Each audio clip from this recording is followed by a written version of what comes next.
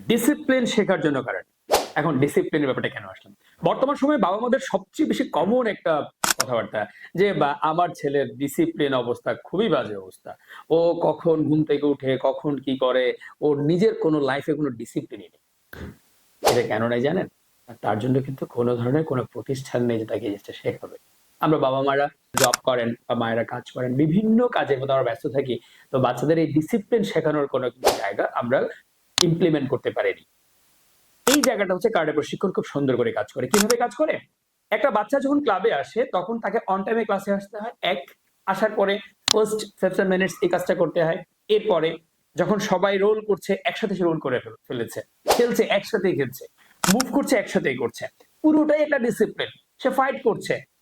যদি তার জুনিয়র হয় কিভাবে ফাইট করতে হবে ওই সিস্টেমে তাকে যেতে হবে। এই যে সিস্টেমের মধ্যে তাকে মুভ করানোর নামটাই হচ্ছে মূলত ডিসিপ্লিন।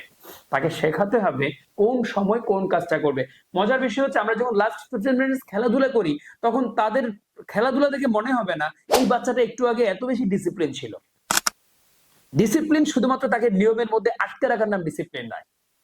যখন যেটা করবে সেটা প্রপার ওয়েতে করানোর সময়টাকে মেইনটেইন করার নামই ডিসিপ্লিন। তাহলে সে খেলছে, সেটা এখন সে প্রপারলি খেলবে। তখন যে সে মনে করে না আমাকে ডিসিপ্লিন করতে হবে যে না আমি এটা করতে পারি না। আমার কথা হচ্ছে যে কাজটা করবে সে খেলার ডিসিপ্লিনটা মেনে চললেই হলো। মানে যখন যেখানে যে ডিসিপ্লিনটা দরকার তখন সেখানে সেই ডিসিপ্লিনটা ইমপ্লিমেন্ট করা শেখানো হয় কারাটে প্রশিক্ষণে। সুতরাং সন্তানের মধ্যে যদি ডিসিপ্লিনের এই সুন্দর গুণটা যদি নিয়ে আসতে চান সন্তানকে কারাটে শেখান। তাহলে আপনার সন্তানের লাইফস্টাইলের মধ্যে ডিসিপ্লিনটা ওতপ্রোতভাবে জড়িত হয়ে যাবে। সবাই ভালো থাকুন, সুস্থ থাকুন, সন্তানকে কারাটেতে ভর্তি করান। আসসালামু আলাইকুম।